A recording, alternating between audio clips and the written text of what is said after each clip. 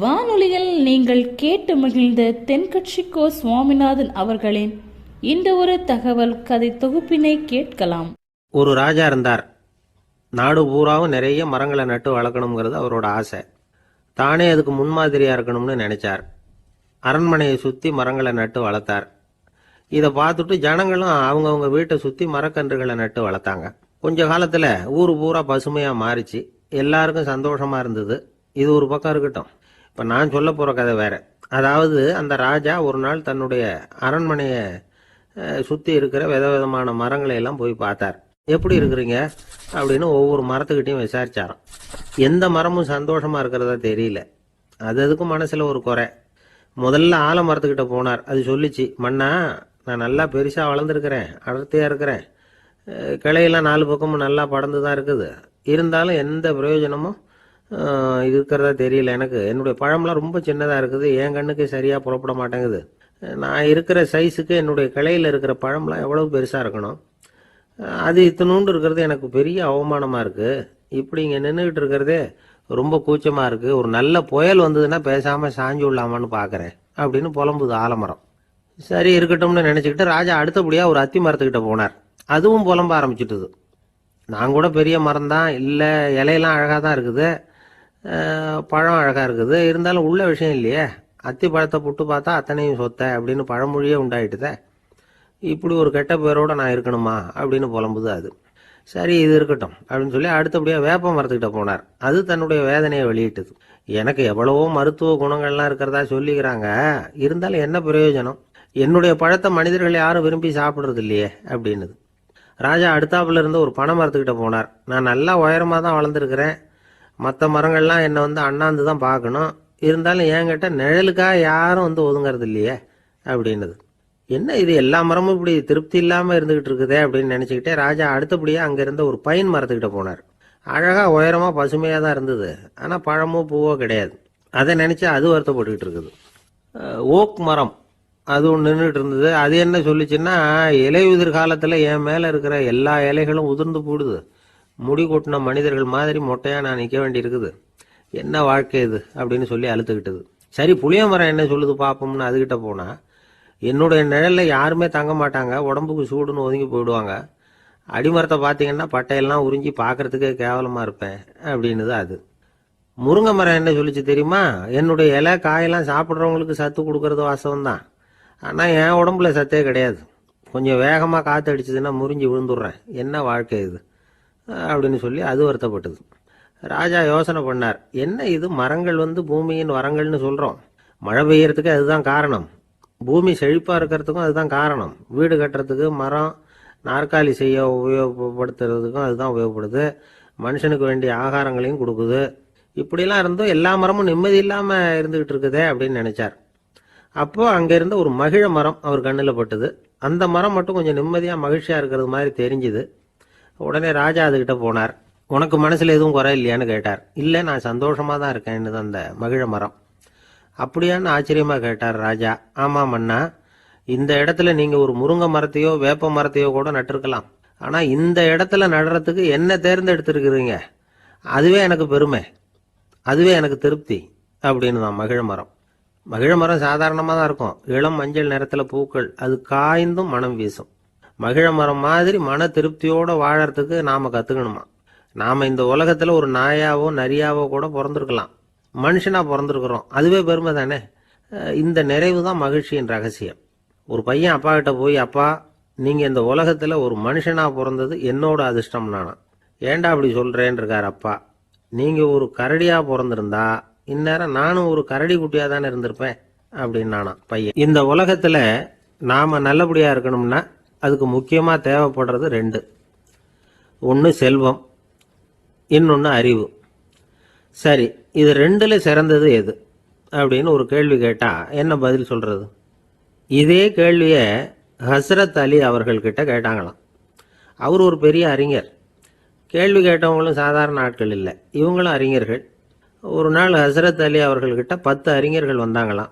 ஐயா, நாங்கள் 10 பேரும் உங்ககிட்ட ஒரே கேள்வியை தான் கேட்க வந்திருக்கிறோம், ஆனால் எங்கள் 10 பேருக்கும் நீங்கள் தனித்தனியாக பதில் சொல்ல முடியுமா அப்படின்னு கேட்டிருக்காங்க. அதாவது அவங்க ஒரே கேள்விக்கு இவர்கிட்ட இருந்து 10 விதமான பதில் எதிர்பார்க்குறாங்க. சரி கேளுங்க, என்ன கேள்வி அப்படின்னார் அவர். அப்போ தான் அவங்க கேட்டாங்களாம், செல்வம் அறிவு இது ரெண்டில் சிறந்தது எது? இதுதான் கேள்வி. ஹஸ்ரத் அலி என்ன பண்ணார் தெரியுமா? அவங்கள ஒவ்வொருத்தராக கூப்பிட்டார். ஒவ்வொரு விதமான பதிலை சொல்லி அனுப்புனார். முதல்ல ஒருத்தரை கூப்பிட்டார், சொன்னார், அறிவுங்கிறது தீர்க்கதரிசிகள், ஞானிகள், மகான்கள் இவங்களோட பரம்பரை சொத்து. ஆனால் செல்வம்ங்கிறது கொடுங்கோலரின் ஆயுதம். அதனால் அறிவு தான் சிறந்தது அப்படின்னார். ரெண்டாவது ஆளை கூப்பிட்டார். உங்ககிட்ட செல்வம் இருந்தால் நீங்கள் தான் அதை காப்பாற்றணும். ஆனால் அறிவு உங்களை எப்பவும் காப்பாற்றும். ஆகவே அறிவு தான் சிறந்தது அப்படின்னார். மூணாவது ஆளை கூப்பிட்டார். செல்வந்தனுக்கு எப்போதும் விரோதிகள் அதிகம், ஆனால் அறிஞனுக்கு நண்பர்கள் அதிகம். அதனால் அறிவு தான் சிறந்ததுன்னார். அடுத்தவரை கூப்பிட்டார். செல்வம் அடுத்தவங்களுக்கு கொடுக்க கொடுக்க குறையும், ஆனால் கல்விங்கிறது அதிகரிச்சுக்கிட்டே வரும், கொடுக்கறதுனால குறையாது. அதனால் அறிவு தான் சிறந்ததுன்னார். இன்னொருத்தரை கூப்பிட்டார். அறிவுள்ளவன் எப்பவும் அதை அடுத்தவங்களுக்கு வாரி வழங்கிக்கிட்டே இருப்பான். அதனால் அவங்ககிட்ட தாராளத்தன்மை இருக்கும். ஆனால் செல்வந்தன்கிட்ட கஞ்சத்தனம் தான் இருக்கும். அதனால் அறிவு தான் சிறந்ததுன்னார். ஆறாவது நபரை கூப்பிட்டார். செல்வத்தை கள்வர்கள் திருடிட்டு போக முடியும், ஆனால் அறிவை அப்படி திருடிட்டு போக முடியாது அப்படின்னார். ஏழாவது நபரை கூப்பிட்டார். செல்வம் கால ஓட்டத்தில் அழிஞ்சிரும், ஆனால் அறிவை கால ஓட்டம் ஒன்றும் பண்ண முடியாது. ஆகவே அறிவே சிறந்ததுன்னார். எட்டாவது ஆளை கூப்பிட்டு சொன்னார், செல்வத்துக்கு எப்பவும் எல்லை உண்டு, நிறை உண்டு, அளவு உண்டு, கணக்கு உண்டு. ஆனால் அறிவுக்கு அப்படிப்பட்ட எல்லை எதுவும் கிடையாது. அதனால் அதுதான் சிறந்ததுன்னார். அடுத்தவனை கூப்பிட்டார். செல்வம் உள்ளத்தில் உள்ள ஒளியை போக்கிவிடும், இருட்டை உண்டாக்கிவிடும், விரிந்த மனப்பான்மையை குறுகலாக்கிவிடும். ஆனால் அறிவு அப்படி இல்லை, இருண்ட உள்ளத்தில் ஒளியை பாய்ச்சி அதை விசாலப்படுத்துது. அதுதான் சிறந்ததுன்னார். கடைசியாக 10வது நபரை கூப்பிட்டார். செல்வம் மனசில் செருக்கை உண்டாக்குது, ஆணவத்தை ஏற்படுத்துது. அதனால் நானே கடவுள்னு நினைக்கிற அளவுக்கு மனுஷனை தாழ்த்தி விடுது. ஆனால் அறிவு பணிவையும் பண்பாட்டையும் வளர்க்குது. அதனால் அறிவு தான் சிறந்ததுன்னார். ஆக இப்படி 10 பேருக்கும் 10 விதமாக பதில் சொன்னது மூலமாக ஹஸ்ரத் அலி அவர்கள் அறிவு தான் செல்வத்தை விட சிறந்தது அப்படிங்கிறதுக்கு 10 காரணங்களை சுட்டி காட்டியிருக்கார். அந்த அறிஞர் 10 பேர் கேட்ட ஒரே கேள்விக்கு 10 பதில் சொன்னார். நமக்கு வேண்டிய ஒருத்தர் 10 பேர் கேட்ட கேள்விக்கு ஒரே பதில் சொல்லி சமாளித்தார். கேள்வி என்ன தெரியுமா? என்கிட்ட வாங்கின கடனை எப்போயா திருப்பி கொடுக்க போகிற? இதுதான் அந்த 10 பேரும் கேட்ட ஒரே கேள்வி. இந்த மாதம் 26ஆம் தேதி தந்துடுறேன் அப்படிங்கிற ஒரே பதில் சொல்லி அவ்வளவு பேரையும் இவர் அனுப்பி வச்சுட்டாராம். எல்லாரும் போனதுக்கப்புறம் இவரை தனியாக கூப்பிட்டு கேட்டிருக்கிறாங்க. அது என்ன சார் கணக்கு, 26ஆம் தேதி அன்னைக்கு என்ன அதிசயம் நடக்க போகுது அப்படின்னு கேட்டிருக்காங்க. அதிசயம் அன்னைக்கு இல்லை, அதுக்கு முத நாளே நடக்க போகுதுன்னாராம். விவரமாக சொல்லுங்கன்னு இருக்காங்க. வேற ஒன்றும் இல்லைங்க, 26ஆம் தேதி தானே எல்லாரையும் வர சொல்லியிருக்கிறேன், அதுக்கு முத நாளே நான் புறப்பட்டு தலைமறைவாயிட போகிறேன் அப்படின்னாராம் ரொம்ப பெருமையாக. துருக்மேனியாவில் அஷ்காபாத் அப்படின்னு ஒரு நகரத்தில் ஒரு புவியியல் விஞ்ஞானி இருந்தார். அவர் ஒரு நாய்க்குட்டி வளர்த்தார். ஒரு நாள் முன்னிரவு நேரம் ஒரு மேஜைக்கு முன்னாடி உட்காந்து அந்த விஞ்ஞானி ஏதோ கணக்கு போட்டுக்கிட்டு இருக்கிறார். அவருக்கு ஒரு சின்ன பெண் குழந்தை, அது தொட்டிலில் தூங்கிட்டு இருக்குது. அந்த நாய்க்குட்டியும் ஒரு மூலையில் படுத்து அது பாட்டுக்கு தூங்கிட்டு இருந்தது. ஒரே அமைதி. அந்த நேரத்தில் திடீர்னு அந்த நாய்க்குட்டி துள்ளி எழுந்திரிச்சது. நேராக குழந்தைகிட்ட ஓடிச்சு. அந்த குழந்தைய அது போட்டிருந்த ட்ரெஸ்ஸோடு சேர்த்து கவ்வி தூக்குச்சு. தூக்கிக்கிட்டு வாசல் பக்கம் ஓடிச்சு. நாய்க்குட்டி குழந்தைய கவ்வி தூக்க முடியுமாங்கிற சந்தேகம் உங்களுக்கு இல்லையா? நீங்கள் நம்ம ஊர் நாய்க்குட்டியவே பார்த்து பழக்கப்பட்டிருக்கீங்க, அதனால் நம்புறதுக்கு சிரமமாக இருக்கும். அந்த ஊர்ல எல்லாம் அது ரொம்ப ஸ்ட்ராங்காக இருக்கும், ஒரு ஏதோ கண்ணுக்குட்டி மாதிரி இருக்கும். விஞ்ஞானி அதை பார்த்துட்டார். உடனே அந்த நாய்க்கு வெறி பிடிச்சிட்டுதுன்னு முடிவு பண்ணிட்டு தன்னோட கை துப்பாக்கியை எடுத்துக்கிட்டு ஓடி வந்தார். அவர் வெளியில் நாய்க்குட்டி எங்கே அப்படின்னு பார்த்து தேடுறார். அந்த நேரத்தில் அந்த வீடு இடிஞ்சு விழுது. காரணம் பூமி அதிர்ச்சி. இப்படி பூமி அதிர்ச்சி உண்டாக போகுதுங்கிறது அந்த நாய்க்குட்டிக்கு முன்னாடியே தெரிஞ்சு போச்சு. அதுதான் குழந்தைய தூக்கிட்டு வெளியில் ஓடி வந்திருக்குது. அது மூலமாக அந்த குடும்பத்தையே காப்பாற்றி இருக்குது அந்த நாய்க்குட்டி. இந்த சம்பவம் நடக்கிறதுக்கு 3 நாளைக்கு முன்னாடியே சில பிராணிகளுக்கு இப்படி நடக்க போகுதுங்கிறது தெரிஞ்சிருக்குதான். ஆமாம், அந்த நகரத்தில் 3 நாளைக்கு முன்னாடியே பாம்பு, பல்லி இதெல்லாம் அது தங்கியிருந்த வலையை விட்டு வெளியில் ஓடி வந்துட்டுது. அதே மாதிரி அங்கே இருந்த புறாவெல்லாம் பறந்து போயிடுச்சான். இதே மாதிரி யுகோஸ்லோவியாவில் கூட ஒரு நகரம், அங்கே ஒரு நாள் ராத்திரி ஒரு மிருக காட்சி சாலையில் திடீர்னு ஒரு பெரிய கலவரம், கூச்சல், குழப்பம். அங்கே இருந்த கழுதை, புலி, யானை, பறவை எல்லாம் கண்ணாபின்னான்னு கத்த ஆரம்பிச்சுட்டுது. நீர் யானை அதுக்குன்னு போட்டிருந்த தடுப்பையே தாண்டி குதிச்சு வெளியில் வந்துட்டுதான். மறுநாள் தான் எல்லாருக்கும் விஷயம் புரிஞ்சுது. அடுத்த நாள் காலையில் அங்கே பூமி அதிர்ச்சி உண்டாயிட்டுது. இப்போ பாருங்க, அதாவது மனுஷனை போய் தீர்க்க தரிசி அது இதுன்னு சொல்லிட்டு இருக்கிறோம். இவனை விட அது பரவாயில்லைன்னு தோணுது. அதாவது மிருகங்கள் ஒன்று நடக்க போகுதுங்கிறத முன்னாடியே புரிஞ்சுக்குதே. சரி, இதெல்லாம் எப்படி அது முன்கூட்டி புரிஞ்சுக்குது? அதுதான் படைப்பு ரகசியம். அதை கண்டுபிடிக்கிறதுக்கு தான் மனுஷன் ஆராய்ச்சி பண்ணிட்டு இருக்கிறான். விஞ்ஞானிகளோட ஆராய்ச்சியெல்லாம் ஒரு பக்கம் இருக்கட்டும், வீட்டுக்குள்ளேயே சில ஆராய்ச்சி பண்ணி பாருங்களேன். இப்போ சில யோசனை சொல்லி அதை சோதனை பண்ணி பாருங்க அப்படின்னு ஒருத்தர் சொன்னாராம். அதாவது இப்போ மழை வருமா வராதா அப்படின்னு தெரிஞ்சுக்கணுமா, உடனே ஒரு பூனைக்குட்டி பின்னாடியே மெதுவாக போய் அது என்ன செய்யுதுன்னு கவனித்து பார்க்கணும். பூனைக்குட்டி தன்னோட பாதத்தினால சுகத்தில் அப்படி கீறிக்கிட்டு இருக்கும். அப்படி கீறினா கண்டிப்பாக மழை வரும். சில சமயம் பூனைக்குட்டி அப்படியே மல்லாந்து படுத்துக்கிட்டு பாதத்தை உயர தூக்கும், அப்படியும் இப்படியும் புரளும். இப்படி செஞ்சதுன்னா அன்னைக்கும் மழை இருக்காது. அதனால் முன்னாடி இருந்தது மழை வர்றதுக்கு அறிகுறி, இது மழை இல்லைங்கிறதுக்கு அறிகுறி. பறவைகள் பிராணிகள் இதுகளோட நடவடிக்கைகளை பார்த்துட்டு அதையெல்லாம் அடிப்படையாக வச்சு தான் காலநிலையை கண்டுபிடிக்கிற கருவிகளை கண்டுபிடிச்சிருக்கிறாங்க. வாத்து இருக்குல்ல, சில சமயம் தன்னோட அழகை தன்னோட இறகுகளில் அப்படியே புதைச்சிக்கும். அப்படி செஞ்சால் குளிர்காலம் வரப்போகுதுன்னு அர்த்தம். பருவநிலை குளிராக மாறப்போகுதுங்கிறதுக்கு இதுதான் அறிகுறி. சிட்டுக்குருவி இருக்குதுல்ல, அதெல்லாம் புழுதியில் உழுந்து புரளும், சிறகுகளை படபடன்னு அடிச்சுக்கும். அப்படி செஞ்சால் மழை வரப்போகுதுன்னு அர்த்தம். ஒன்று மட்டும் நாம் நல்லா தெரிஞ்சுக்கணும், இயற்கையின் சீற்றம்னு சொல்கிறோம் இல்லையா, இயற்கை ஏன் நம்ம மேலே கோவப்படுது? இயற்கையை நாம் அனுசரித்து போகிறதில்ல, அதனால் கோவப்படுது. காடுகளை அழிக்கப்படாது, விலங்குகளை கொல்லப்படாது, இயற்கை ஏற்படுத்தி வச்சிருக்கிற சமநிலையை கெடுக்கப்படாது. அதை புரிஞ்சுக்கிட்டு வாழ்ந்தோம்னா பூமியும் நடுங்காது, நாமளும் நடுங்க வேண்டிய அவசியம் இருக்காது. ஒருத்தர் இருந்தார், சாராய கடைக்கு போனாராம், நிறைய சாப்பிட்டார். அப்புறம் சொன்னார், இது ரொம்ப அற்புதமான சரக்கு போல இருக்கு. உள்ளே போன உடனே இந்த பூமியே நடுங்கிறது மாதிரி இருக்கு எனக்கு அப்படின்னாராம். இதுக்கு கடைக்காரர் சொல்லியிருக்கார், நீங்கள் சாப்பிட்டது வெறும் பச்சை தண்ணி தாங்க, இப்போ ஏற்பட்டிருக்கிறது நிஜம் பூமி அதிர்ச்சி அப்படின்னாராம். ஆமாம், வாழ்க்கையில் சில சந்தர்ப்பங்களில் நாம் சில அவமானங்களை சந்திச்சே தீர வேண்டியிருக்கு. என்ன பண்ணுறது, காலம் அப்படி. அவமானப்படுறவங்க உடனே அடங்கி போடுறது தான் உலக வழக்கம். அவமானப்பட்டால் உடனே சீறி எழறவங்களும் உண்டு. ஆனால் அதையே ஒரு சவாலாக எடுத்துக்கிட்டு முன்னுக்கு வர்றவங்களும் சில பேர் இருக்கிறாங்க. அவங்க ரொம்ப அபூர்வம். இன்றைக்கி மனோதத்துவ நிபுணர்கள்லாம் என்ன சொல்கிறாங்க தெரியுமா? அவமானப்பட்டுட்டா உடனே அடங்கி போயிடக்கூடாதான், அதையே ஒரு சவாலாக எடுத்துக்கிட்டு மனசில் ஒரு வைராக்கியத்தோடு முயற்சி பண்ணினா வாழ்க்கையில் எல்லாரும் முன்னேறலாமா. அவமானங்கிறத நாம் வைராக்கியமாக மாற்றிக்கணும், அதுதான் வெற்றிக்கு வழி. ராமர் இந்த பூமியில் பிறந்ததே ஒரு வைராக்கியத்தினால தான் சார் அப்படின்னார் ஒருத்தர். எப்படிங்க அது அப்படின்னு கேட்டேன். அவர் சொன்னார், தசரதருக்கு ராமர் குழந்தையா பிறக்கணும், அப்போ தான் இங்கே இருக்கிற கஷ்டங்கள்லாம் நீங்கும் அப்படின்னு சர்வ லோகமும் எதிர்பார்த்துக்கிட்டு இருக்குது. ஆனால் அவர் எப்போ பிறப்பார் அப்படின்னு யாருக்கும் தெரியல. அந்த காரியம் சீக்கிரம் நடக்கணுமே, அதுக்கு என்ன பண்ணுறது? நாரதர் வந்தார் ஒரு நாள் தசரதரை தேடி. தசரதா, உனக்கு ஒரு செய்தி தெரியுமான்னு ஆரம்பித்தார். அவர் எப்பவும் இப்படித்தானே ஆரம்பிக்கிறது வழக்கம். என்ன விஷயம்னு கேட்டார் தசரதர். தசரதா, நீ அடிக்கடி உன்னோட தேரில் ஏறிக்கிட்டு தேவலோகத்துக்கு போகிற, அங்கே போகிற வர்ற எல்லாம் பண்ணிகிட்ருக்க, எல்லாம் சரி. தேவலோகத்துலேயும் உன்னை நல்லபடியாக தான் வரவேற்கிறாங்க. தேவேந்திரன் உன்னை பிரியமாக அழைச்சிட்டு போய் தன்னுடைய அரியாசனத்திலேயே தனக்கு பக்கத்திலேயே உட்கார வைக்கிறான். நீயும் சந்தோஷமாக உட்காந்து பேசிவிட்டு வந்துடுற. ஆனால் நீ இங்கே வந்ததுக்கு அப்புறம் அங்கே என்ன நடக்குது தெரியுமா உனக்கு அப்படின்னாரான் நாரதர்.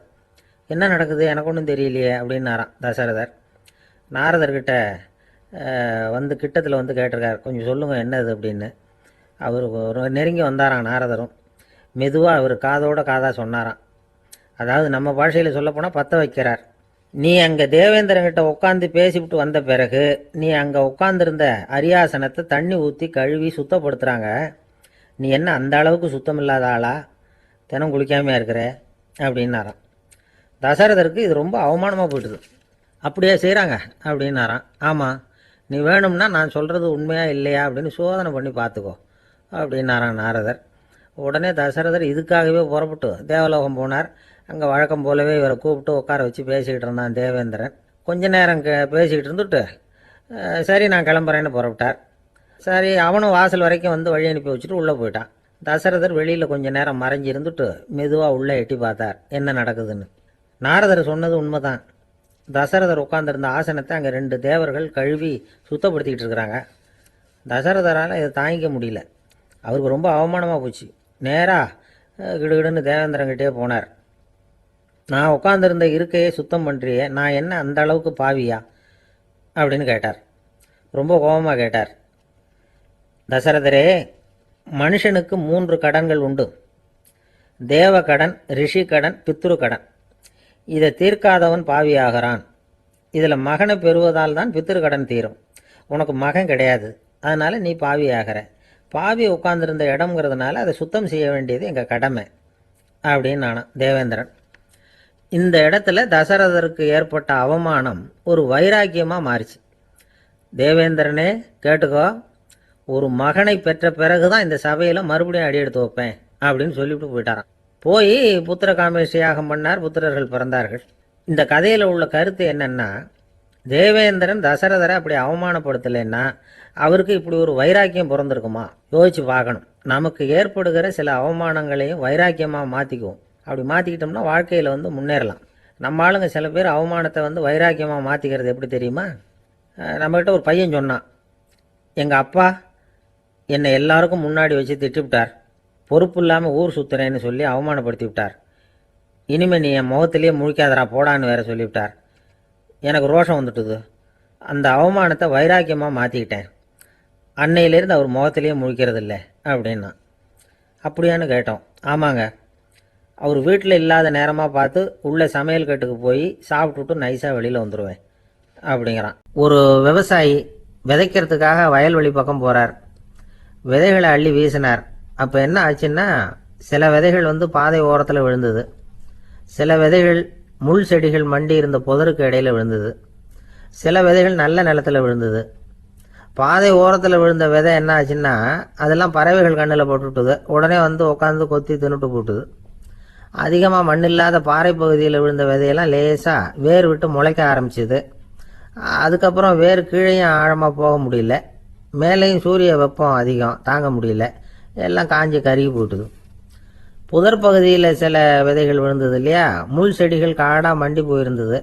அதனால் முளைச்சி வர்ற செடிக்கு நெருக்கடி அதிகமாக போட்டுது, சரியாக வளர முடியல, விளைச்சலும் சரியா இல்லை. நல்ல நிலத்தில் விழுந்த விதைகள் மட்டும் நல்லா முளைச்சிது, நல்லா வளர்ந்தது, விளைச்சலும் பிரமாதமாக இருந்தது.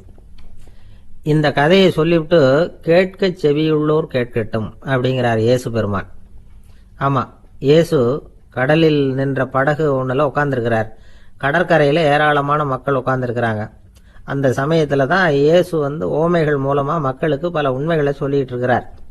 மக்கள் அந்த கதையை கேட்டுட்டு ஒன்றும் புரியாமல் முழிக்கிறாங்க. அதை கவனித்த இயேசு அந்த ஓமையை விளக்க ஆரம்பித்தார். இதில் அந்த விதைக்கிறவர் தான் இறைவன். அவருடைய வார்த்தைகளை விதைக்கிறார். அந்த வார்த்தைகளை கேட்கிற மக்கள் அந்த விழுந்த விதைகள் மாதிரி 4 வகையானவர்கள். சில பேர் பாதை ஓரத்தில் விழுந்த விதைகள் மாதிரி. இறைவன் வார்த்தைகளை அவங்க கேட்குறாங்க, ஆனால் தீய எண்ணங்கள் செய்கைகள் மூலமாக விதைக்கப்பட்ட வார்த்தைகள் அழிஞ்சு போடுது. இறைவன் வார்த்தைகளை கேட்ட உடனே மகிழ்ந்து போய் உடனே சில பேர் அதை ஏற்றுக்கிறாங்க. இவங்கெல்லாம் அந்த பாறை பகுதியில் விழுந்த விதைகள் மாதிரி. அதனால் இவங்கெல்லாம் வேறு இல்லாதவங்க. கொஞ்ச காலத்துக்கு இறை வார்த்தைகளுக்கு கீழ்ப்படிந்து நடப்பாங்க. அதனால் ஏதாவது இடைஞ்சல் ஏற்பட்டால் உடனே தடுமாறுவாங்க. தங்கள்கிட்ட இருக்கிற நல்ல பண்புகளை விட்டுட்டு பாவ வழிகளுக்கு போயிடுவாங்க. முள் செடிகளுக்கு இடையில் விழுந்த விதைகள் மாதிரி உள்ளவங்க யாருன்னா, இவங்களுக்கு உலக கவலை உண்டு, செல்வத்தின் மீது மயக்கம் உடையவர்கள். உலக ஆசைகள் இவங்களுக்குள்ளே பூந்துடுறதுனால அங்கே இருக்கிற நல்ல பண்புகள் மறைஞ்சு போயிடுது. அதனால் அவங்களும் உபயோகம் இல்லாதவங்களாக ஆயிடுறாங்க. நல்ல மனிதர்கள் நல்ல நிலத்தில் விழுந்த விதைகளுக்கு ஒப்பானவர்கள். இவங்க இறை வார்த்தையை கேட்குறாங்க, அதை ஏற்றுக்கிறாங்க, அவங்களும் நல்லபடியாக வாழுறாங்க, அடுத்தவங்களுக்கும் உபயோகமாக இருப்பாங்க. இதுதான் இயேசு சொன்ன விளக்கம். நல்ல வார்த்தைகளை கேளுங்கள், நல்ல வார்த்தைகளை ஏற்றுக்கொள்ளுங்கள், அடுத்தவங்களுக்கு உபயோகமாக இருங்க. இதுதான் பெரியவங்கள்லாம் நமக்கு சொல்லுகிற உபதேசம். ஒரு அப்பா தன்னுடைய மகனுக்கு உபதேசம் பண்ணார். இதை பாருப்பா, நல்ல வார்த்தைகளை கேட்கணும், எப்போதுமே மகன் அப்பா பேச்சை கேட்கறது நல்லது அப்படின்னாராம். நீ ஏதாவது ஒரு தப்பு பண்ணால் என் தலையில் ஒரு முடி நரைச்சி வெள்ளையாக போடும்பா, நீ செய்கிற ஒவ்வொரு தப்புக்கும் என் தலையில் ஒவ்வொரு முடி வெள்ளையாயிடும் அப்படின்னாராம். பையன் யோசிச்சான், அப்பா இப்போ தான் எனக்கு புரியுது, தாத்தாவோட தலைமுடி பூராவும் வெள்ளையாக இருக்கிறதுக்கு என்ன காரணம்ங்கிறது எனக்கு இப்போ தான் புரியுது அப்படின்னா. ஒரு கடைக்கு போனேன், 5 ரூபா பணத்தை எடுத்து கொடுத்தேன். ஒரு தினசரி பத்திரிகையை கேட்டேன். அவர் உடனே அங்கே அடுக்கி வச்சிருந்த பத்திரிகையில் ஒன்று எடுத்து என் கையில் கொடுத்தார், வாங்கிக்கிட்டேன். மீதி பணத்தை எடுத்தார், அதையும் என் கையில் கொடுக்கணும்ல, கொடுக்கல. எதிரில் இருந்த பலகையில் வச்சு எடுத்துக்க சொன்னார். எப்பவும் அவர் அப்படி தான் பண்ணுவார், நானும் எடுத்துக்கிட்டு வந்துடுவேன். இவர் ஏன் இப்படி பண்ணுறாருங்கிறது எனக்கு ரொம்ப நாளாக ஒரு சந்தேகம். ஒரு நாள் அவர்கிட்டயே இதை கேட்டுவிட்டேன், ஏங்க நீங்கள் உங்கள் கடைக்கு பொருள்கள் வாங்குறவங்களுக்கு நீங்கள் பாக்கி சில்லறையை கொடுக்குறப்போ பலகையில் வச்சு விட்றீங்க, கையில் கொடுக்க மாட்டேங்கிறீங்களே, ஏன் அப்படின்னு கேட்டேன். காசை கையில் கொடுத்தா நம்மக்கிட்ட இருக்கிற லட்சுமி போயிடுவா சார் அப்படின்னார். அதாவது பணம் செலவாயிடும் அப்படின்னு அர்த்தமா. இன்னொரு நண்பர், அவர் ஒரு நாள் வழக்கத்துக்கு மாறா ரொம்ப சோகமாக உட்காந்துருக்கிறார். ஏங்க என்னாச்சு, ஏன் இப்படி கப்பலே கவிழ்ந்தது மாதிரி உட்காந்துருக்குறீங்க அப்படின்னு கேட்டேன். கப்பலே கவிழ்ந்திருந்தா கூட நான் இப்படி கவலைப்பட மாட்டேன் சார், வேற ஒன்று நடந்து போச்சுன்னார். என்னன்னு கேட்டேன். என் உச்சந்தலையில் பள்ளி ஒன்று விழுந்துட்டுதுன்னார். அதுக்காகவா இப்படி அப்படின்னு ஆச்சரியப்பட்டேன். ஆமாங்க, பள்ளி உச்சந்தலையில் விழுந்தா பலன் என்னன்னு பஞ்சாங்கத்தில் பார்த்தேன், மரணம்னு போட்டிருக்கு அப்படின்னு சொல்லிவிட்டு அவர் தொடர்ந்து கவலைப்பட ஆரம்பிச்சிட்டார். இப்படியும் ஒருத்தர், என் கூட வேலை பார்க்குற ஒருத்தர் எப்படி தெரியுமா, தினமும் வலது காலை வச்சு தான் ஆஃபீஸுக்கு உள்ளே நுழைவார். என்னைக்காவது தவறுதலாக இடது காலை வச்சு உள்ளே வந்துட்டார்னா அன்னைக்கு பூரா மனசு சங்கடப்படுவார், எந்த வேலையும் சரியாக ஓடாது. கேரம் போர்டு ஆடுற ஒருத்தர் எப்போ ஆட உட்காந்தாலும் ஸ்ட்ரைக்கரை கை தவறி கீழே விழுற மாதிரி பண்ணி அதுக்கப்புறம் அதை எடுத்துக்கிட்டு ஆட உட்காருவார். ஏன்னா எப்போவோ ஒரு தடவை நிஜமாவே அது கை தவறி கீழே விழுந்திருக்குது, அன்னைக்கு பிரமாதமாக ஜெயிச்சுட்டார். உடனே ஒரு முடிவுக்கு வந்துட்டார், கை தவறுனா லாபம் அப்படின்னு. அதுக்கப்புறம் அதையே பழக்கமாக்கிக்கிட்டார். பூனை குறுக்க போனால் சகனம் சரியில்லைன்னு நினைக்கிறவங்க உண்டு.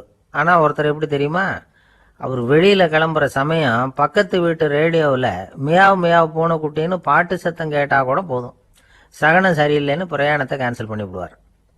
இப்போ இவ்வளவும் எதுக்கு சொல்கிறோம்னா, அளவுக்கு மீறின சகுன நம்பிக்கைகள் இருக்கு பாருங்க, இதோட பயமும் சேர்ந்துக்கிட்டதுன்னு வச்சுக்கோங்க, இது ஒருத்தருடைய மனநிலையை பாதிச்சிடும். இது உளவியல் நிபுணர்கள் சொல்கிற கருத்து. வாழ்க்கையே தடுமாற வச்சிரும். பாதுகாப்பு இல்லாத உணர்வு, ஒரு விதமான டிப்ரெஷன் மனநிலை, இதெல்லாம் தான் இதுக்கு காரணமாக அமையலாம். சில பேர் காய்கறி நறுக்க கத்தியை கையில் எடுத்தால் கூட நேரம் சரியாக இருக்கா அப்படின்னு பார்த்துட்டு தான் வேலையை ஆரம்பிக்கிறது வழக்கம். அறிவு தான் மனசுக்கு வாத்தியாராக இருக்கணும், அப்போ தான் வாழ்க்கை நிம்மதியாக இருக்கும். அறிவு மனசு சொல்கிறபடியெல்லாம் கேட்க ஆரம்பிச்சுட்டுதுன்னா இடைஞ்சல் தான். ஒருத்தருக்கு 7ஆம் நம்பர் தான் ராசியான நம்பரான், 7ஆம் தேதி தான் எந்த காரியத்தையும் ஆரம்பிப்பாராம். 7 எழுத்து வர்றது மாதிரி பேரை மாற்றி வச்சுக்கிட்டார். 7 மணிக்கு தான் தினமும் எழுந்திருப்பார். 7ஆம் நம்பர் வீட்டில் தான் குடியிருக்கார். கல்யாணம் கூட 7ஆம் தேதி தான் பண்ணிக்கிட்டார். அவர் ஒரு நாள் குதிரை பந்தயத்துக்கு போனாராம். குதிரையோட பேரையெல்லாம் பார்த்தார். ஒரு குதிரையோட பேர் 7 எழுத்தில் அமைஞ்சிருந்தது. 7 தானே இவருக்கு அதிர்ஷ்ட நம்பர், அதனால் உடனே அது பேரில் பணத்தை கட்டினார். பந்தயம் நடந்தது. என்ன சார் ஆச்சுன்னு கேட்டாங்க. நான் பணம் கட்டின அந்த என்னோட குதிரை 7ஆவதாக சேர்ந்தது சார் அப்படின்னாராம் சோகம். ஊரில் ஒரு குரு இருந்தார், ஜென் குரு. அவரை தேடிட்டு ஒரு மன்னர் வந்தார். வந்தவர் ஜப்பான் மன்னர். தோட்டக்கலையை பற்றி தெரிஞ்சுட்டு போகிறதுக்காக அவர் வந்தார். எப்படி தோட்டம் அமைக்கிறது அப்படிங்கிறத பற்றி அந்த குரு விவரமாக சொல்லி கொடுத்தாரு. ஒரு நாள் 2 நாள் இல்லை, 3 வருஷம் கற்றுக் கொடுத்தார். அதுக்கப்புறம் சொன்னார், நான் கற்றுக் கொடுத்துட்டேன், இனிமேல் நீங்கள் போகலாம், போய் தோட்டம் அமைக்கலாம், அதுதான் உங்களுக்கு பரிசை. தோட்டம் அமைச்ச பிறகு சொல்லி அனுப்புங்க, நான் பார்க்குறேன். நீங்கள் இங்கே என்னவெல்லாம் கற்றுக்கிட்டீங்களோ அதையெல்லாம் அங்கே செயல்முறையில் செஞ்சு காட்டுங்க அப்படின்னு சொல்லி அனுப்பி வச்சார். மன்னர் போனார். அரண்மனைக்கு பக்கத்திலே ஒரு பெரிய தோட்டத்தை உண்டு பண்ணினார். அழகான மரங்களையும் செடிகளையும் உருவாக்கினார். கிட்டத்தட்ட 1000 தோட்டக்காரர்களை பயன்படுத்தி 3 வருஷங்கள் முயற்சி பண்ணி அந்த அழகான தோட்டத்தை உருவாக்கினார். குருகிட்ட இருந்து செய்தி வந்தது, நாளைக்கு தோட்டத்தை பார்க்குறேன் அப்படின்னு. மன்னர் உடனே சுறுசுறுப்பாயிட்டார். முதல் நாளே தோட்டத்தை சுத்தப்படுத்தினார். ராத்திரி பூரா யாரும் தூங்கலை. எல்லாருக்கும் தோட்டத்தை ஒழுங்குபடுத்துகிற வேலை. அது அந்தந்த இடத்துல ஒழுங்காக இருக்குதா அப்படின்னு சரி பார்த்தாங்க. ஒரு தவறும் இல்லாத வகையில் அதை ஒழுங்குபடுத்தினாங்க. மறுநாள் குரு வந்தார், தோட்டத்தை பார்த்தார். அவருக்கு கோபம் வந்துட்டுது. மன்னருக்கு ஆச்சரியம், எப்பவும் சிரிச்சுக்கிட்டே இருக்கிறவர் இப்போ எப்படி இருக்கிறாரே அப்படின்னு. மெதுவாக குருக்கிட்ட போய் எல்லாம் சரியாக தானே இருக்குது அப்படின்னார். எல்லாம் சரிதான், ஆனாலும் எங்கே அந்த பொன்னிற காற்று அப்படின்னார். உதிர்ந்த இலைகள், பொன் மஞ்சள் நிற இலைகள் காற்றில் அப்படி புரண்டு ஓடுவதை நான் பார்க்க முடியவில்லையே அப்படின்னாராம். அது இல்லாமல் இந்த தோட்டம் உயிரோட்டம் உள்ளதா இருக்காது, இதில் பாடல் இல்லை, ஆடல் இல்லை, அதெல்லாம் இல்லாமல் இந்த தோட்டம் ரொம்பவும் செயற்கையாக தெரியுதேன்னாராம். மன்னர் இப்போதான் யோசனை பண்ணார். கீழே கிடந்த காஞ்சி போன இலைகள் மட்டும் இல்லை, மரத்தில் இருந்த காஞ்சி போன இலைகளையும் அப்புறப்படுத்தி சுத்தமாக வச்சிருக்கிறார். இறப்பும் வாழ்க்கையினுடைய ஒரு பகுதி தான். மரணம்ங்கிறது வாழ்க்கைக்கு எதிரானது அல்ல, அதை நிரப்பும் ஒரு பகுதி தான் அது. மரணம் இல்லையில் வாழ்க்கையே இல்லை அப்படிங்கிறது பெரியவங்க கருத்து. இப்போ அந்த தோட்டம் அழகாக தான் இருக்குது, இருந்தாலும் அது ஒரு ஓவியம் மாதிரி உயிர் இல்லாமல் இருக்கு. குரு ஒரு வாளியை கையில் எடுத்துக்கிட்டார். தோட்டத்தை விட்டு வெளியில் போனார். ஏற்கனவே வீசி எறிந்த அந்த சருகுகளை எல்லாம் அள்ளி கொண்டுகிட்டு வந்தார். உள்ள எல்லா இடங்கள்லையும் அதை வீசினார். உடனே காற்று அந்த காய்ந்த சருகுகளையும் பழுத்த இலைகளையும் அசைக்க ஆரம்பிச்சுட்டுது. இப்போ அங்கே சலசல சத்தம், சங்கீதம், இலைகளின் நடனம். ஓவியம் மாதிரி இருந்த அந்த தோட்டத்துக்கு இப்போ உயிர் வந்துட்டுது. இதுதான் அந்த பொன்னான காற்று அப்படின்னாராம் குரு. மன்னருக்கு புரிஞ்சுது. மிகப்பெரிய ஜென் கேள்வி ஒன்று உண்டு. உம்மான் அப்படிங்கிற ஒரு பெரிய குருவை பார்த்து துறவி ஒருத்தர் கேட்டாராம், இலைகள் எல்லாம் கீழே விழுந்து மரங்கள் மொட்டையாக இருக்கும் பொழுது என்ன நடக்கும்? இதுதான் கேள்வி. இதுக்கு உம்மான் சொன்ன பதில் பொன்னான காற்று, தி கோல்டன் விண்ட் அப்படின்னாராம். இதுக்கு என்ன விளக்கம்னா, உன்னுடைய எண்ணங்கள் எல்லாம் உன்னுடைய மனசிலிருந்து கீழே விழுந்து உனது உள்ளுணர்வானது மொட்டையாக நிற்கும் நிலைதான் அது. உனது வேர்களின் அருகில் காற்று வீசுகிறது. எல்லா எண்ணங்களும் உன்னிலிருந்து வெகு தூரத்துக்கு புரண்டு கொண்டே சென்று விடுகிறது. நீ அவற்றை கடந்து விட்டால் நீ அவைகளுக்கெல்லாம் மேலெழுந்து கீழே பார்ப்பவனைப் போல நிற்க ஆரம்பித்து விடுவாய். அதுதான் தியானம் என்பது அப்படின்னு சொல்றாங்க. தியானம்ங்கிறது எண்ணத்துக்கு எதிரானதில்லை. தியானம்ங்கிறது எண்ணங்களை கடந்து செல்வது தான். அதுக்கப்புறம் நாம பொன்னிற காற்றுல ஆட ஆரம்பிச்சிருவோம். இதுதான் பெரியவர்கள் சொல்றது. என்கிட்ட ஒருத்தர் தோட்டம் அமைக்கணும்னு யோசனை கேட்டு வந்தார். எல்லாம் சொல்லி கொடுத்தேன். செடிகள்லாம் செழிப்பா வளரணும்னா வேர் காயாம பார்த்துக்குங்க, தினமும் தண்ணி விடுங்க அப்படின்னு சொல்லி அனுப்பி வச்சேன். ஒரு மாசம் கழிச்சு ஒரு தோட்டத்தை பார்க்கறதுக்காக போனேன். போய் பார்த்தா எல்லா செடியும் வாடி கிடக்குது. என்னங்க இப்படி பண்ணிவிட்டீங்கன்னு. நீங்க சொன்னபடி தான் செஞ்சேன்னார். என்ன செஞ்சீங்கன்னு கேட்டேன். வேர் காயாம பார்த்துக்க சொன்னீங்க, தினமும் ஒரு தடவை எல்லா செடியையும் ஒவ்வொன்றா பிடுங்கி பார்த்து வேர் காயாம இருக்கா அப்படின்னு பார்த்துட்டு அதுக்கப்புறம் தண்ணி பாய்ச்சனே, அவ்வளவுதான் அப்படின்னார். நம்மள மாதிரி ஒரு ஆசாமி அவன் நம்மள மாதிரியே கற்பனை பண்ணான். அதாவது நாம தான் இந்த உலகத்துல ரொம்பவும் கஷ்டப்படுறோம், மற்றவங்க எல்லாம் சந்தோஷமா இருக்கிறாங்க அப்படின்னு அவன் நினைச்சுக்கிட்டான்.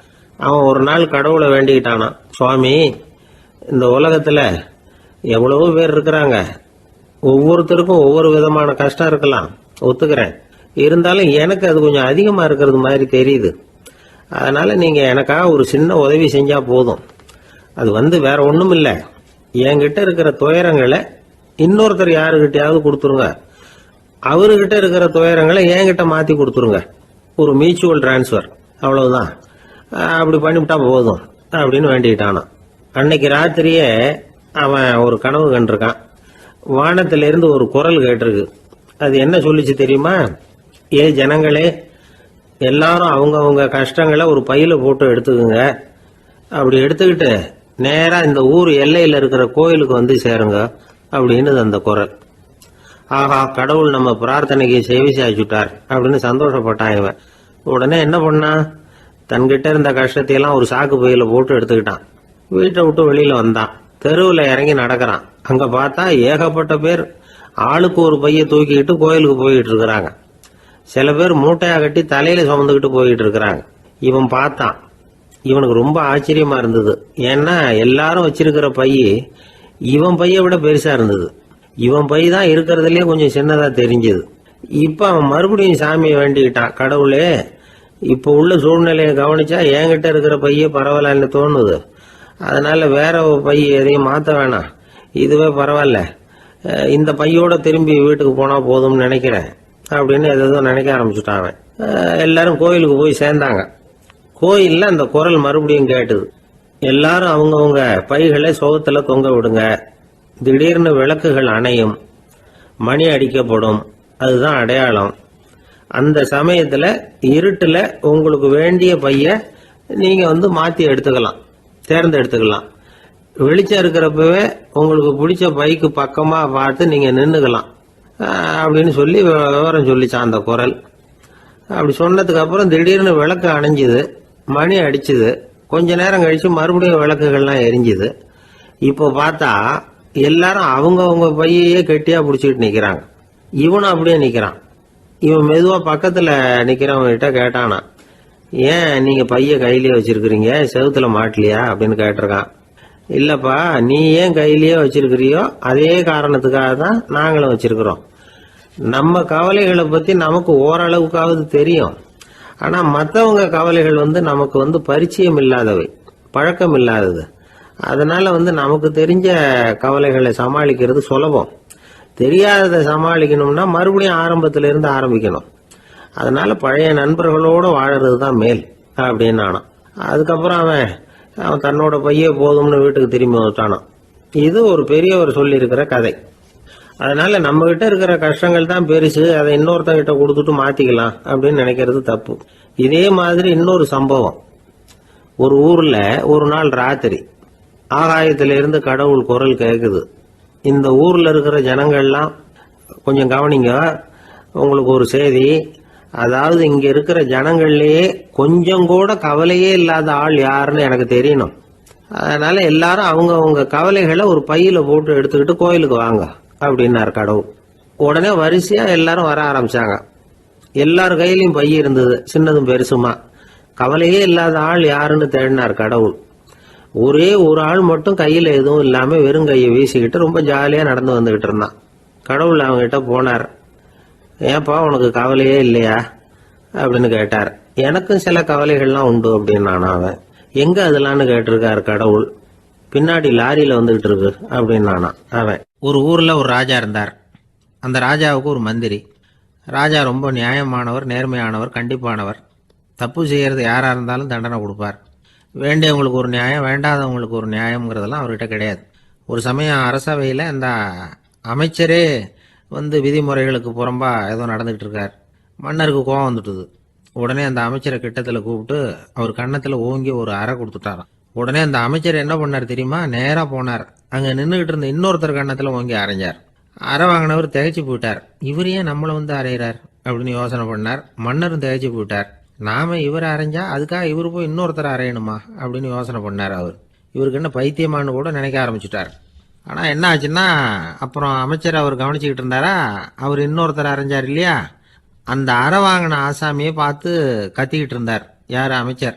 ஏன்பா என்கிட்ட அறையை வாங்கிட்டு இப்படி விவரம் இல்லாமல் நின்றுட்டு இருக்கிறிய, நான் உனக்கு கொடுத்ததை நீ வேற யாருக்கிட்டையாவது கொடுத்துரு அப்படின்னார். உடனே அந்த ஆள் பார்த்தான். தனக்கு அடுத்தபடியாக நின்றுக்கிட்டு இருந்தவனை ஓங்கி ஒரு அறை அரைஞ்சான். அவன் கன்னத்தை தடவிட்டே யோசனை பண்ணான். இது ஏதோ புரிஞ்சுக்கிட்ட மாதிரி அடுத்தாப்புல நின்றுட்டு இருந்தவனை அரைஞ்சான். இப்படி இந்த அறை மாறி மாறி போய்கிட்டே இருக்குது. ஊரு பூரா பிரயாணம் பண்ண ஆரம்பிச்சுட்டுது. அன்னைக்கு ராத்திரி அந்த ராஜா படுக்கிறதுக்காக போனார். அந்த நேரம் பார்த்து அவர் கன்னத்தில் பலார்னு ஒரு அறை விழுந்தது. நம்மளே அரையிறது யாரு அப்படின்னு அதிர்ச்சியோட மன்னர் திரும்பி பார்க்கறாரு. அரைஞ்சது அவரோட மனைவி. என்னாச்சு உனக்குன்னு கத்துனார் ராஜா. உங்களுக்கு தெரியாதா, ஊர் பூரா ஒருத்தர் மாற்றி ஒருத்தர் மூலமா இந்த அறை பிரயாணம் பண்ணிட்டு வருது அப்படின்னாங்க அந்த அம்மா. அப்படின்னா ஆரம்பிச்ச இடத்துக்கே வந்துட்டுதா அப்படின்னாராம் மன்னர். என்ன சொல்றீங்கன்னு கேட்டிருக்காங்க. இவர் விவரத்தை சொன்னாராம். அப்படின்னா நீங்க ஆரம்பிச்சு வச்ச இந்த விளையாட்டை நான் முடிச்சு வச்சுட்டேன் அப்படின்னாங்களாம் அந்த அம்மா. மறுநாள் காலை மறுபடியும் அரசவை கூடிச்சு அந்த அமைச்சர் மன்னரை பார்த்து கேட்டார். என்ன மகாராஜா, என்கிட்ட கொடுத்ததை திருப்பி வாங்கிட்டீங்களா அப்படின்னாராம். இப்படி நடக்கும்னு நான் எதிர்பார்க்கவே இல்லைன்னார் மன்னர். ஆனால் நான் எதிர்பார்த்தேன். அது எங்கே போயிட போகுது, ஊர் பூரா சுற்றி கடைசியில் உங்ககிட்ட தான் சேரும் அப்படிங்கிறது எனக்கு தெரியும் அப்படின்னார் அமைச்சர். இந்த கதை வேடிக்கையாக இருந்தால் கூட இதில் உள்ள கருத்து முக்கியமானது. இந்த உலகத்தில் பல கருத்துக்கள் இப்படி தான் மாறி மாறி சுற்றி வந்துக்கிட்டே இருக்குது. நம்மளும் ஒருத்தன் தன்னுடைய நண்பன் ஒருத்தனை கடத்தெருவில் பார்த்தான். உடனே ஓடி போய் பலார்னு ஒரு அறை கொடுத்தானான். அவன் கன்னத்தை தடவிட்டு ஏன்டா என்ன அரைஞ்சேன்னு கேட்டிருக்கான். நீ ஏன்டா என்ன முட்டாள்னு என் மனைவிட்ட போய் சொன்னேன் அப்படின்ட்டுருக்கான் அவன். உன்னை ஒரு முட்டாள்னு சொன்னதுக்காகவா நீ என்ன அரைஞ்ச அப்படின்னு கேட்டிருக்கான் இவன்.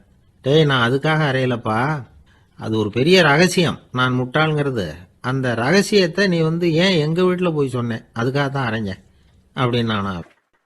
ஒரு ஊரில் ஒரு ராஜா இருந்தார். அவர் ஒரு பூனை வளர்த்தார். ரொம்ப செல்லமாக அவர் அந்த பூனையை வளர்த்தார்.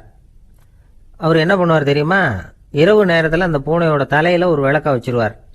அந்த பூனை ரொம்ப ஜாக்கிரதையாக அந்த விளக்கு கீழே விழுந்துடாமல் பார்த்துக்கும். தலையை ஆட்டாமல் ரொம்ப நிதானமாக ராஜா பின்னாடி நடந்து போய்கிட்டே இருக்கும். அந்த விளக்கு வெளிச்சத்தில் எல்லா வேலைகளையும் செஞ்சிருவார். கையில் ஒரு விளக்கை தனியாக எடுத்துகிட்டு போக வேண்டிய அவசியமே இல்லை. விளக்கை தூக்கிட்டு போகிற வேலையை அந்த பூனை பார்த்துக்கும். அதனால் ராஜாவுக்கு அந்த பூனை மேலே ரொம்ப பிரியம். மந்திரிகளையெல்லாம் கூப்பிட்டு அவங்ககிட்ட சொல்லுவார், பார்த்தீங்களா இந்த பூனை எவ்வளவு விசுவாசமாக நடக்குது, என் பேரில் எவ்வளவு மரியாதை பார்த்தீங்களா அதுக்கு அப்படிம்பார். இதை கேட்டுவிட்டு அங்கிருந்த அமைச்சர்களில் ஒருத்தர் சொன்னார், மன்னா நீங்கள் சொல்கிறது சரிதான், இருந்தாலும் இந்த பூனையோட விசுவாசத்தை நாம் கொஞ்சம் சோதித்து பார்க்க வேண்டியிருக்கு அப்படின்னாராம். சரி, உங்கள் ஆசையை ஏன் கெடுக்கணும், நல்லா சோதிச்சு பாருங்க அப்படின்னு சொல்லிவிட்டார் ராஜா. உடனே அந்த அமைச்சர் என்ன பண்ணார் தெரியுமா? எங்கேயோ புறப்பட்டு போனார். ஒரு 5-6 எலிகளை பிடிச்சிட்டு வந்தார். அரண்மனையில் ராஜா ஏதோ வேலை பார்த்துக்கிட்டு இருக்கிறாரு. பக்கத்தில் அந்த பூனை ரொம்ப பணிவாக நின்றுக்கிட்டு இருக்குது. அது தலையில் விளக்கு எரிஞ்சிக்கிட்டு இருக்கு. அமைச்சர் தான் பிடிச்சிட்டு வந்த எலிகளை அந்த பூனை பார்வையில் படுறது மாதிரி எதிரில் விட்டார். அந்த எலிகள்லாம் அங்கேயும் இங்கேயும் ஓட ஆரம்பிச்சுது. அதை பார்த்தது பூனை. அவ்வளவுதான். தலையில் இருக்கிற விளக்கை பற்றியும் கவலைப்படலை, ராஜாவை பற்றியும் கவலைப்படல. ஒரே பாய்ச்சலாக பாஞ்சு எலிகளை துரத்த ஆரம்பிச்சுட்டுது. தலையில் இருந்த விளக்கு எங்கேயோ போய் விழுந்தது, அணைஞ்சு போச்சு. இருட்டில் ராஜா தடுமாற ஆரம்பிச்சுட்டார். இந்த சமயத்தில் அந்த அமைச்சர் மறுபடியும் விளக்கை ஏற்றினார். வெளிச்சம் வந்தது. அதுக்கப்புறம் அந்த அமைச்சர் பேசினார். அரசே, பூனையோட விசுவாசத்தை பார்த்தீங்களா? எலி அது கண்ணில் படுற வரைக்கும் தான் விசுவாசமாக இருந்தது. அது மாதிரி எலியை பார்த்ததும் எல்லாத்தையும் விட்டுட்டு அதை துரத்த ஆரம்பிச்சுட்டு பார்த்தீங்களா? தான் அந்த பூனையை பற்றி நினச்சது தப்புங்கிறது அதுக்கப்புறம் தான் அந்த ராஜாவுக்கு புரிஞ்சுதான். சரி, இப்போ எதுக்கு இந்த கதையெல்லாம் அப்படிங்கிறீங்களா? இந்த பூனை மாதிரி தான் நம்ம மனசும். மனசை எவ்வளவு தான் பயிற்சி கொடுத்து பக்குவமாக வச்சுருந்தாலும் பார்க்கறதுக்கு பரமசாது மாதிரி தான் இருக்கும். பார்க்க வேண்டியதை பார்த்துட்டுதுன்னா பாஞ்சிரும். இந்த பூனை மாதிரி புலன் இன்ப பொருள்கள் கிட்டாத வரைக்கும் மனம் அடங்கி இருக்கிறது மாதிரி தான் தெரியும். கொஞ்சம் வாய்ப்பு கிடைச்சாலும் அது குதிக்க ஆரம்பிச்சிடும், தப்பு பண்ண ஆரம்பிச்சிடும். பெரிய பெரிய முனிவர்கள் வாழ்க்கையில் நடந்த வீழ்ச்சி இதை தான் நிரூபிக்குது. புலன்களின் ஆற்றல் அதிகம். அதனால மனக்கட்டுப்பாடு பயிற்சிகளில் ரொம்ப எச்சரிக்கையாக இருக்கணுங்கிறார் சுவாமி சிவானந்தர். மது பழக்கத்தையே விட்டுவிட்டேன்னு உறுதியாக இருப்பான். கடை கண்ணில் பட்டுவிட்டதுன்னா கால் அவனை கேட்காமலே இழுத்துக்கிட்டு உள்ளே போயிடும். இதுதான் மனசுங்கிறது. அதுதான் அந்த ராஜா வளர்த்த பூனை. நம்மால் ஒருத்தன் அந்த ராஜா பூனை தலையில் விளக்க வச்சது மாதிரி இவன் தன்னுடைய தலையிலேயே ஒரு விளக்கை ஏற்றி வச்சுக்கிட்டு என்னத்தையோ தேட ஆரம்பித்தான். தேடிட்டு இருக்கிறான். தலையை ஆட்டாமல் நிதானமாக நடந்து ரொம்ப நேரமாக தேடிட்டு இருக்கிறான். அந்த சமயம் அங்கே வந்த ஒருத்தர் என்னத்தை தேடுறீங்கன்னு கேட்டார். அதுதான் மறந்து போச்சு அப்படின்னு இழுத்தான். சரி, கொஞ்சம் இப்படி உட்காருங்க, ஞாபகம் வந்ததும் தேட ஆரம்பிக்கலாம் அப்படின்னார் அவர். இவன் கொஞ்ச நேரம் உட்காந்து யோசித்தான். அப்புறம் திடீர்னு எழுந்திரிச்சான். ஞாபகம் வந்துட்டுதுன்னா. என்னன்னு கேட்டார். எங்கள் வீட்டில் இருந்த விளக்கை எங்கே வச்சேன்னு தெரியல, அதை தான் தேடிட்டு இருக்கிறேன், ஏற்றி வைக்கலாம்னு பார்க்குறேன் அப்படின்னா. ஜவஹர்லால் நேரு பிரதமராக இருந்த சமயம் அவர் ஒரு தடவை சென்னைக்கு வந்திருக்கிறார். இங்கே சில முக்கிய நிகழ்ச்சிகளில் கலந்துக்கிறதுக்காக வந்திருந்தார். ஆளுநர் மாளிகையில் ஒரு நாள் ராத்திரி தங்கி மறுநாள் புதுடெல்லி புறப்படுறதாக ஏற்பாடு. நிகழ்ச்சியிலெல்லாம் முடிச்சுக்கிட்டு ஆளுநர் மாளிகையில் தங்கி இருக்கிறார். அன்றைக்கு இரவு படிக்கிறதுக்கு ஒரு முக்கியமான புத்தகம் அவருக்கு தேவைப்பட்டது. அந்த சமயத்தில் உலக அளவில் ஒரு முக்கியமான பொருளாதாரம் சம்பந்தமான ஒரு புத்தகம் வெளியாகி இருக்கிற விஷயம் அவருக்கு தெரியும். அந்த புத்தகம் மெட்ராஸுக்கு வந்திருக்குமா, அது இங்கே கிடைக்குமா அப்படின்னு விசாரிச்சிருக்கிறார் நேருஜி. அவர் இப்படி கேட்ட உடனே அங்கே இருந்தவங்கெல்லாம் ரொம்ப பரபரப்பாக செயல்பட ஆரம்பிச்சுட்டாங்க. முக்கியமான இடங்கள்ல எல்லாம் விசாரிச்சிருக்கிறாங்க அந்த புத்தகம் உங்ககிட்ட இருக்கான்னு. சென்னையில் உள்ள கன்னிமாரா நூல் நிலையத்துக்கு எப்படியும் அந்த புத்தகம் வந்திருக்கணும் அப்படின்னு ஒரு நம்பிக்கை. அங்கே விசாரித்தாங்க. அந்த புத்தகம் 2 நாளைக்கு முன்னாடி தான் அங்கே வந்திருக்குது அப்படிங்கிற விஷயம் தெரிஞ்சுது. உடனே எல்லாரும் அங்கே ஓடினாங்க. அவங்களுக்கு இன்னொரு சந்தேகம். புத்தகம் வந்திருக்கு சரி, அது இந்த சமயத்தில் வேற யாரும் படிக்கிறதுக்கு எடுத்துகிட்டு போயிருக்கக்கூடாதே அப்படிங்கிற சந்தேகம் இருந்தாலும் மனசுக்குள்ள ஒரு தைரியம். இப்படி ஒரு புத்தகம் வெளிவந்திருக்கிற விஷயமே நேருஜி சொல்லி தான் நமக்கே தெரியும். அதுவும் இல்லாமல் உலக பொருளாதாரம் சம்பந்தமான ஏதோ ஒரு புத்தகம் அது. அதை போய் இந்த நேரத்தில் அவ்வளவு ஆர்வமாக யார் எடுத்துகிட்டு போயிட போகிறாங்க அப்படிங்கிற தைரியம். இந்த தைரியத்தோடு அந்த நூல் நிலையத்துக்கு ஓடினாங்க. புத்தகத்தை தேடினா அது கிடைக்கல. யாரோ எடுத்துகிட்டு போயிருக்கிறாங்க. நேருவுக்கு மட்டுமே தெரிஞ்சிருந்த அந்த புத்தகம் பற்றின விஷயம் சென்னையில் வேற ஒருத்தருக்கும் தெரிஞ்சிருக்குது. உடனே எல்லாரும் பரபரப்பாக அந்த அதுக்குன்னு இருக்கிற ரிஜிஸ்டர் இருக்குல்ல, பதிவேடு, அதை புரட்டி பார்க்குறாங்க யார் எடுத்துகிட்டு போகிறாங்கன்னு தெரிஞ்சுக்கிறதுக்காக. எடுத்துகிட்டு போனவங்க அதில் கையெழுத்து போட்டிருப்பாங்கல்ல, அதை பார்த்து யாருன்னு தெரிஞ்சுக்கலாம் அப்படிங்கிறதுக்காக தான் அதை புரட்டுறாங்க. அதோ அந்த புத்தகத்தோட பேர் பக்கத்தில் அதை எடுத்துக்கிட்டு போனவங்க கையெழுத்து உத்து பார்க்குறாங்க எல்லாரும். அதில் போட்டிருக்குது பேர் சிஎன் அண்ணாதுரை அப்படின்னு எழுதியிருந்தது. அவர் தான் பேரறிஞர் அண்ணா. நேரு படிக்க விரும்பின ஒரு புத்தகத்தை அதே நேரம் படிக்க விரும்பின இன்னொரு தலைவர் இவர். படிக்கிறதுல அவருக்கு இருந்த ஆர்வத்தை நாம் தெரிஞ்சுக்கணும்னா அதுக்கு எவ்வளவோ சம்பவங்கள் இருக்குது. கடைசி காலத்தில் அவர் அடையாறு மருத்துவமனையில் படுத்திருக்கிறார். அவருக்கு ஒரு முக்கியமான அறுவை சிகிச்சை செய்ய வேண்டியிருக்குது அவசரமாக. அமெரிக்காவிலேருந்து டாக்டர் மில்லர் வந்திருக்கிறார். அவர்கிட்ட கேட்குறார், டாக்டர் நாளைக்கே அறுவை சிகிச்சை செய்ய போகிறீங்களா அப்படின்னு. ஆமாங்கிறார் டாக்டர் மில்லர். நாளைக்கு மறுநாள் செஞ்சுக்கிறேனே அப்படின்னாரான் அண்ணா. ஏன் ஏதாவது நாள் பார்க்குறீங்களான்னு கேட்டிருக்கார். இல்லை, ஒரு புத்தகத்தை படிச்சுக்கிட்டு இருக்கிறேன், அதை நாளைக்குள்ளே முடிச்சிருவேன், அதுக்கப்புறம் நான் இறந்தாலும் கவலை இல்லை அப்படின்னாராம் இவர். அவர் தான் அறிஞர் அண்ணா. சங்ககால நூல்கள்லேருந்து சமீபத்தில் வந்த நூல்கள் வரைக்கும் எல்லாம் அவர் படிச்சிருக்கிறார். ஒரு திருமண விழாவில் அவர் பேசும்பொழுது சொன்ன விஷயம் இது. சங்க காலத்தில் காதலியை மணக்க விரும்புகிறவனுக்கு அவனுடைய தந்தை வீர சோதனைகள்லாம் வைப்பார். போய் புலிப்பல்லு கொண்டுக்கிட்டு வா, அப்போ தான் என் பொண்ணை கொடுப்பேன் அப்படின்னு சொல்லுவார். காதலன் உடனே காட்டுக்கு போவான், ஒரு புலியை கொன்று அதனுடைய பல்லை கொண்டுகிட்டு வருவான். அதை வீர பதக்கத்தில் பதிச்சு அவனுக்கு மாமனார் சூட்டுவார் கல்யாண சமயத்தில். இப்போலாம் காதலன் கிட்ட அப்படி சொல்ல முடியாது. இப்போலாம் காதலன் கிட்ட காட்டுக்கு போய் புலிப்பல் கொண்டுகிட்டு வான்னு யாராவது சொன்னால் புலி தான் மாப்பிள்ளையாக வந்து சேரும் அப்படின்னா.